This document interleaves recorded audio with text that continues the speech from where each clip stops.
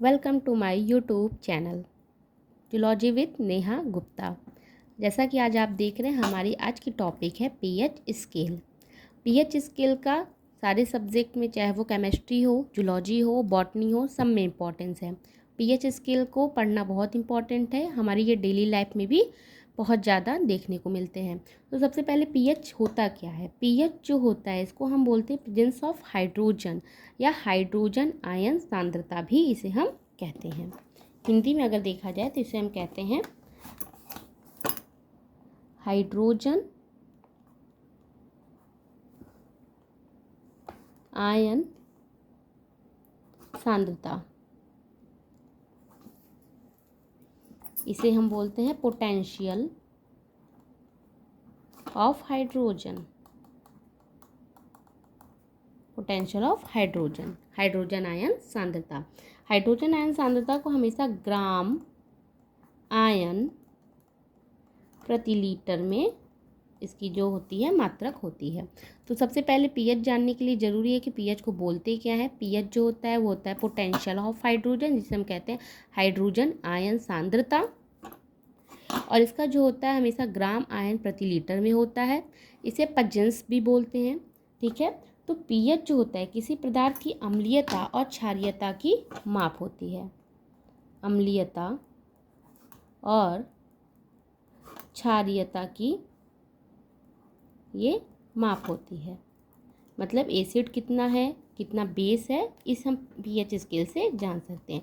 सबसे पहले pH scale का तो अलग अलग कलर होता है, ठीक है। ये 0 to 14 तक होते हैं। कितना से होते हैं? 0 to 14 तक। सबसे बीच में आता है हमारा 7 नंबर क्या होता है? न्यूट्रल होता है या उदासीन होता है। तो ये जो होता है, जो किसी विलयन में उपस्थित हाइड्रोजन आयन की सांद्रता को बताता है, वो हमारा होता है पीएच स्केल, ठीक है। इस स्केल में सामान्यतः 0 से 14 तक इसके स्केल में जो नंबर होते हैं, ठीक। 0 से, इसको हम हाइड्रोजन आयन सांद्रता कहते हैं। 0 से 14 तक इसके नंबर होते हैं। जो 7 बीच में आता है उसे हम न्यूट्रल या उदासीन कहते हैं।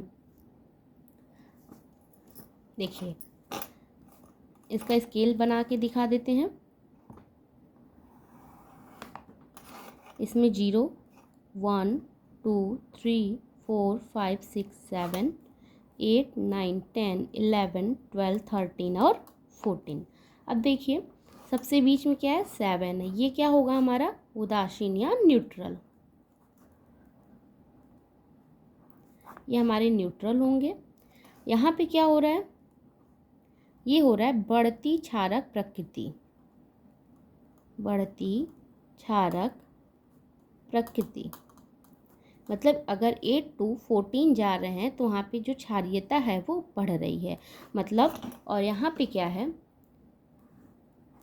इस तरफ जब जाएगा तो ये बढ़ती अम्लीय प्रकृति, ठीक है। अब देखिए, इसमें क्या होता है कि जो अम्ल और क्षार की शक्ति होती है वो विलयन में उपस्थित H+ और OH आयन की उस पर डिपेंड करता है। अगर कोई अम्ल है तो उसमें H+ आयनों की मात्रा ज़्यादा होगी, ठीक है।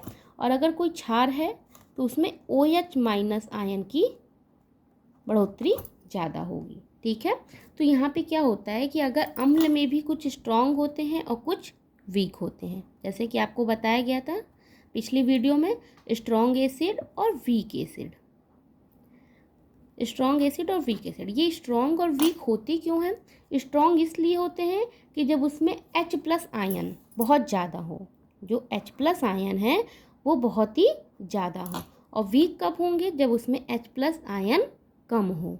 इसमें क्या होंगे? H+ आयन ज़्यादा होंगे तो स्ट्रॉन्ग एसिड होंगे, और H+ आयन कम होंगे तो वीक एसिड होंगे। और क्षार का तो पता ही है कि इसमें क्या होते हैं? OH आयन ज़्यादा रहेंगे तो हमारी क्षारीय प्रकृति बताती है। तो यहाँ पे आप देख रहे हैं सीधे से 0 to 14 तक का स्केल है। इसमें 1 to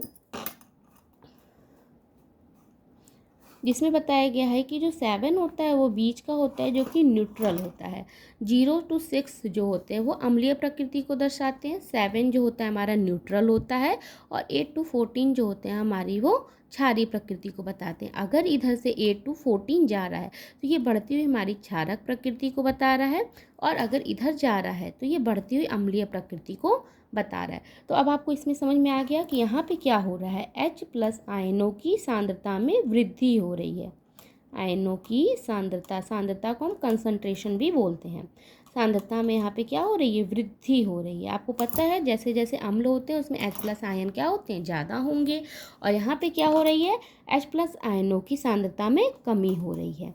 यहाँ पे क्या हो रही है, H+ आयनों की सांद्रता में कमी हो रही है। जैसा कि जैसे जैसे क्षारीय प्रकृति बढ़ती जाएगी तो उसमें H+ आयनों की सांद्रता में कमी भी होती चली जाएगी। जैसा कि आप देख रहे हैं यहाँ पे H+ आयनों की सांद्रता में कमी, क्योंकि यहाँ पे ये क्षारीय प्रकृति बढ़ रही है। तो ये आपको स्केल पूरी समझ में आ गई होगी। अब आते हैं, आपको बताते हैं कि ये कैसे कैसे किस किस चीज़ों का कितना कितना pH होता है। 1 लाइनर क्वेश्चन होते हैं और किसी भी कंपटीशन एग्जाम में ये बहुत ज़्यादा पूछे जाते हैं। तो चलिए स्टार्ट करते हैं। सबसे पहले हम आते हैं सबसे ज़्यादा अम्लीय प्रकृति की ओर। तो इसमें सबसे ज़्यादा अम्लीय है HCl। HCl को हाइड्रोक्लोरिक एसिड भी बोलते हैं। हाइड्रोक्लोरिक एसिड, हाइड्रोक्लोरिक एसिड का जो pH बैलेंस होता है वो 0 होता है। ठीक है, यहाँ पे कोई पदार्थ है और यहाँ पे इसकी pH वैल्यू है।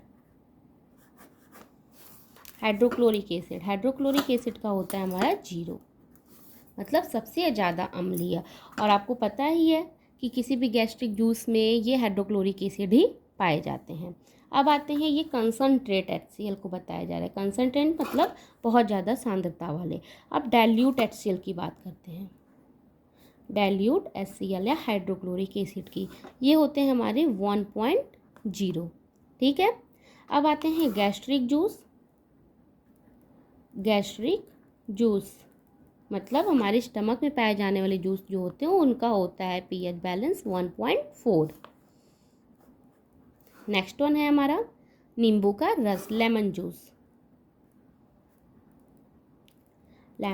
इसका होता है हमारा जो pH होता है 2.5 होते हैं। इसके जो pH होते हैं वो 2.5 होते हैं।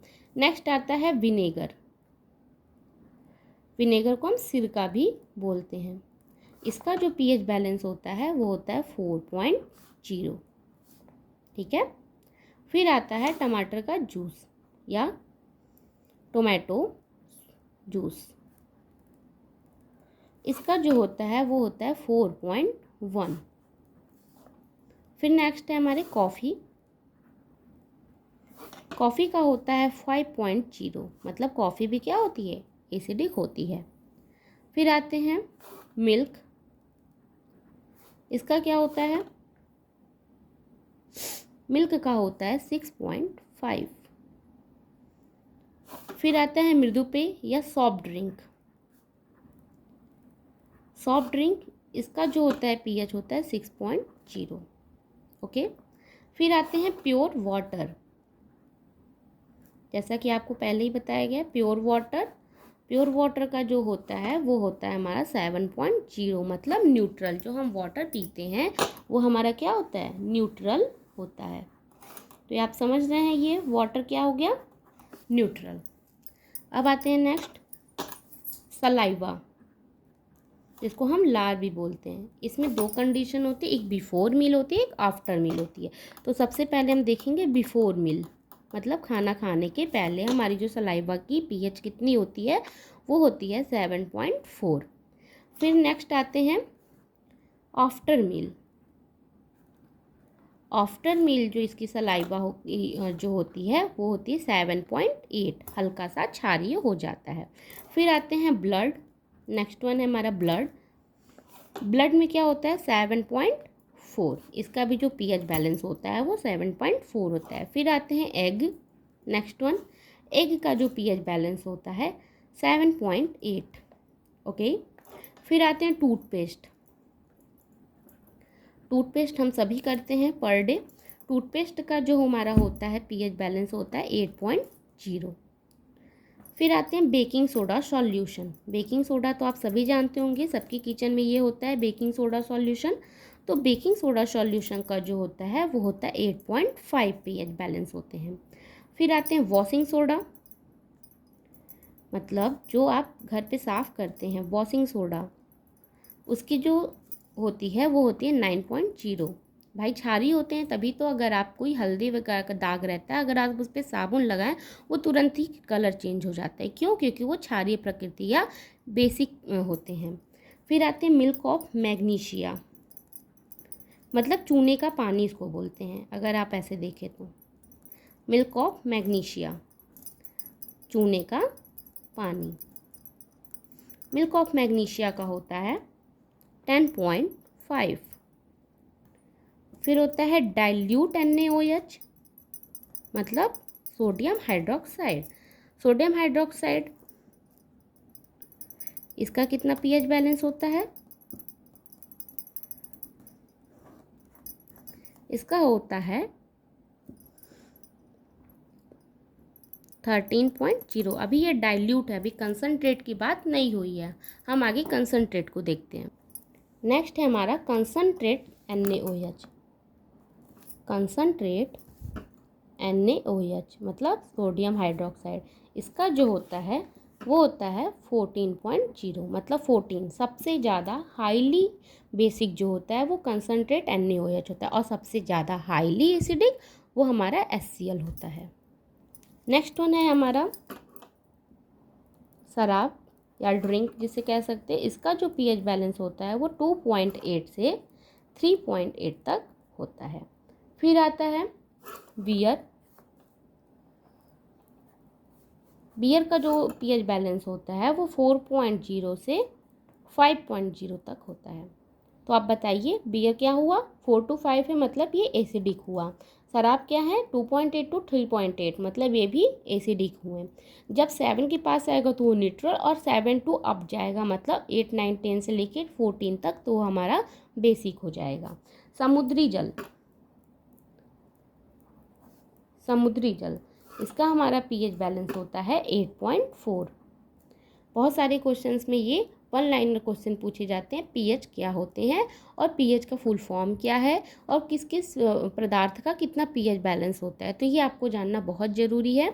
नेक्स्ट वन देखते हैं, नींबू का रस या संतरे का रस, या आप किसी भी चीज़ का सिरका आपको पहले ही बता दिया गया है, जैसे यहाँ पे देखते हैं संतरे का रस का, या ऑरेंज जूस, इसका जो pH बैलेंस होता है ये 3.2 से 3.9 तक होता है। ठीक है, तो इसमें आपको ये बता दिया गया जितने भी तरह के अम्ल थे या जो भी चीज़ें थी, यहाँ पे आपको पदार्थ बताए गए, उसके pH वैल्यू बताए गए, कितने कितने pH वैल्यू हैं सबके। Dilute HCl, concentrate HCl, gastric juice, lemon juice, vinegar, tomato juice, coffee, milk, soft drink कितने होते हैं, saliva before meal, after meal, milk of magnesia, baking soda, toothpaste, मतलब डेली लाइफ में जितने भी यूज़ होने वाले हमारे पदार्थ हैं उसके सबके pH बैलेंस को यहाँ बताया गया है। और इसमें नेक्स्ट है कंसनट्रेटेड NaOH, सबसे ज़्यादा हाईली बेसिक और सबसे ज़्यादा हाईली एसिडिक HCl। फिर शराब, बियर, समुद्री जल और संतरे का रस, इतनी सारी चीज़ों का pH बैलेंस आपको बताया गया। आप ये, अगर आपको ये वीडियो अच्छे लगे तो इसे लाइक, शेयर एंड सब्सक्राइब कीजिए। धन्यवाद।